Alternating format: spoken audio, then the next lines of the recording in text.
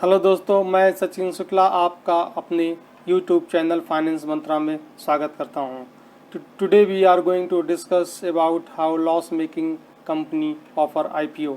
ये इन दिनों बहुत ही हॉट सब्जेक्ट है। हर कोई ये जानना चाहता है कि एक कंपनी जो कि लॉस में चल रही है वो कैसे आईपीओ ला सकती है, उसके कौन कौन से कंडीशन होते हैं, किस सिनारियो में आईपीओ ला सकती है। इसी के बारे में आज हम डिटेल में डिस्कशन करेंगे। और आप से एक रिक्वेस्ट है कि आप वीडियो के अंत तक बने रहें सो दैट आप पूरे नॉलेज को गेन कर पाएँ। चलिए दोस्तों, हम अपने वीडियो की तरफ चलते हैं।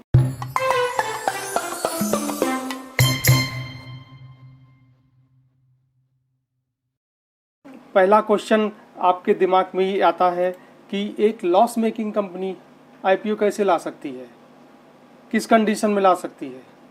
तो उसके पहले दोस्तों हमें ये समझना होगा कि एक आईपीओ आता कब है, एक जो नॉर्मल आईपीओ है वो कैसे आता है।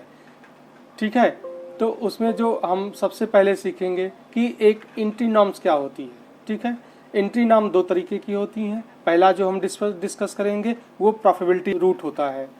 इन आईपीओ लाने का ये बहुत ही फेमस तरीका है। इनफैक्ट अभी तक जितने भी आईपीओ इंडिया में आए हैं, एक आध को छोड़ करके सारे आईपीओ इसी नॉर्म से आए हैं, इसी रूट से आए हैं। ठीक है, अगर इन दिनों अगर आप देख रहे होंगे तो जोमेटो का जो आईपीओ आया है वो केवल एक थोड़ा सा डिफरेंट है, या एक बीच में लोधा का आईपीओ आया था। ठीक है, उसमें भी लॉस था बट उसकी कंडीशंस अलग थी, तो हम उसके डिटेल में नहीं जाते हैं। तो आज केवल हम अभी यही जानने की कोशिश करते हैं कि हम एक लॉस मेकिंग आईपीओ कब और कैसे लाते हैं। उसके पहले हमें ये जानना जरूरी है कि एक नॉर्मल कंडीशन में आईपीओ आता कैसे है। ठीक है, अब आप देखिए तो एक प्रॉफिटेबिलिटी कंडीशन में आईपीओ लाने के तीन कंडीशंस होते हैं। नंबर एक कि आपका टेंजिबल एसेट एटलीस्ट 3 करोड़ होना चाहिए।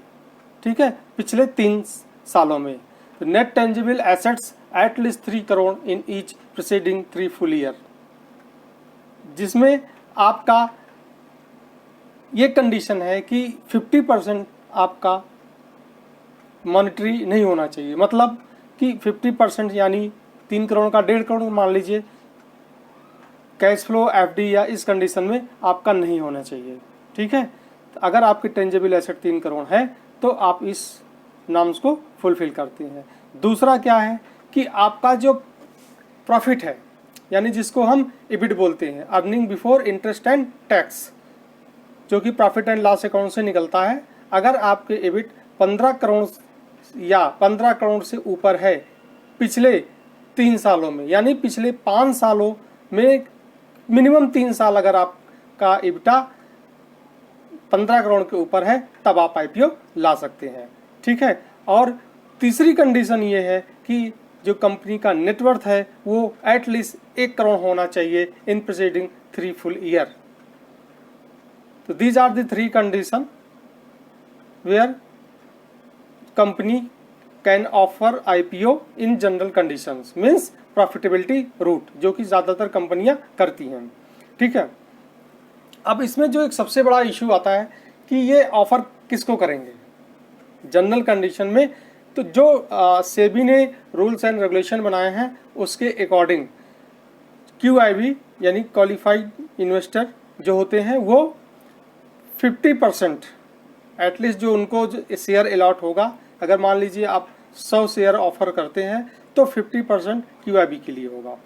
ठीक है, क्वालिफाइड इन्वेस्टर बायर के लिए होता है 50%, और जो नेक्स्ट आपका होता है वो एनआईए नॉन इंस्टीट्यूशनल इन्वेस्टर, उनके लिए रिजर्व होता है 15%।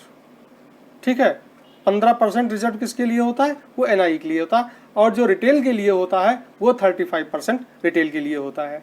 तो ये एक जनरल कंडीशन है जिसमें एक आईपीओ आ सकता है। ठीक है, अब ये कंडीशन ये होती है कि अगर वो तीनों कंडीशन ना मैच करें तो सेकेंड रूट क्या है। ठीक है, तो उसके पहले आप जान लीजिए कि रिटेल इन्वेस्टर होता क्या है, क्योंकि हम यहाँ जो मेरा टारगेट ऑडियंस है वो रिटेल है, तो हम केवल यहाँ रिटेल के बारे में ज़्यादा डिस्कस करते हैं। तो what is the definition of retail investor according to SEBI. तो according to SEBI retail investor means who invest less than INR 2 lakh, 2 lakh और लेस देन 2 लाख, वो रिटेल इन्वेस्टर होता है। ठीक है, अगर 2 लाख के ऊपर का इन्वेस्टर है से HNI, ठीक है, या HNI इन्वेस्टर जो सेबी में रजिस्टर्ड नहीं है, जिन्हें NII भी बोलते हैं, वो उस कैटेगरी में इन्वेस्टमेंट कर सकते हैं। ठीक है, तो अब आता है अगर ये कंडीशन नहीं फुलफिल होती है, जैसे जोमेटो में कंडीशन फुलफिल नहीं होती क्योंकि वो जब से वो कंपनी बनी है तब से वो लॉस में है।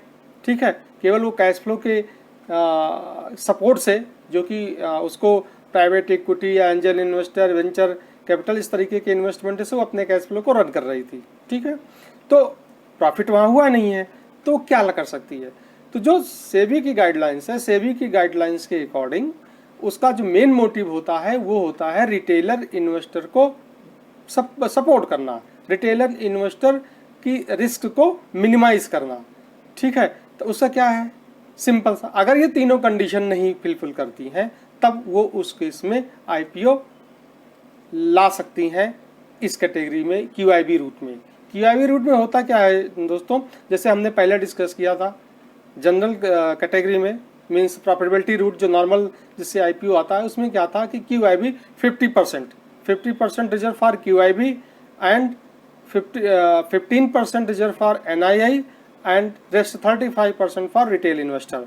But in the case of loss making company ये रूट ये चेंज हो जाते हैं, ये रूल्स चेंज होता है। केवल सिंपल सा बेसिक सा डिफरेंस है, in which condition loss making company make offer for IPO।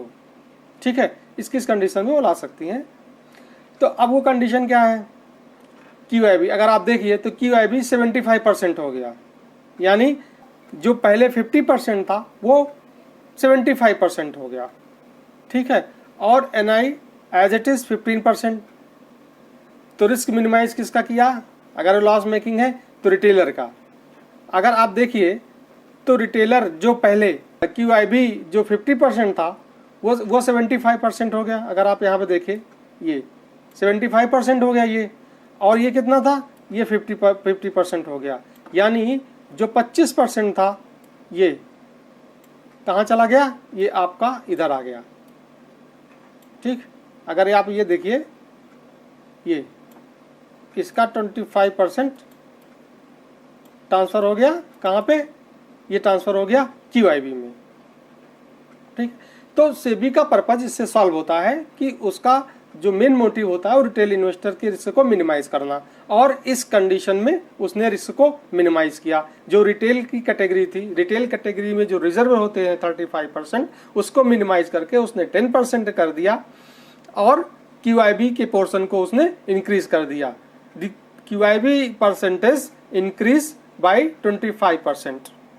Earlier it was means in probability route the QIB reservation is 50%, but अगर वो QIB रूट्स के थ्रू IPO लाते हैं तब वो इंक्रीज हो जाता है 75%। ठीक है, अब आप देखिए रिटेल इन्वेस्टर को जैसे मैंने पहले डिफाइन कर दिया था, तो रिटेल इन्वेस्टर अगर आपकी इन्वेस्टमेंट 2 लाख से कम की है, 2 लाख या 2 लाख से कम की है, तब आप रिटेल इन्वेस्टर होने चाहते हैं। ठीक है, अब जैसे यहाँ पे आप देखेंगे तो जोमेटो का IPO तो आ चुका है।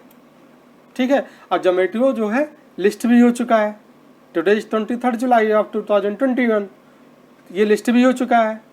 ठीक है, जो इसका मैक्सिमम था अपर बैंड 76 रुपीज़ पर शेयर था, बट उस हिसाब से अगर आप देखेंगे तो करीब 53.5% का प्रीमियम पे लिस्ट हुआ है, और इसी कैटेगरी में पेटीएम का IPO आने वाला है। ठीक है, उसने प्रॉस्पेक्टस को सबमिट कर दिया है सेबी के पास, इन प्रिंसिपल उसे अप्रूवल भी मिल चुका है ना। तो आपको ये समझ में आ गया कि लॉस मेकिंग कंपनी किस कंडीशन में IPO ला सकती है। होप आपको ये वीडियो पसंद आया होगा। अगर आपको ये वीडियो पसंद आया है तो कृपया हमारे चैनल को सब्सक्राइब कीजिए। Thank you so much for your time and watching my this video. Thank you so much.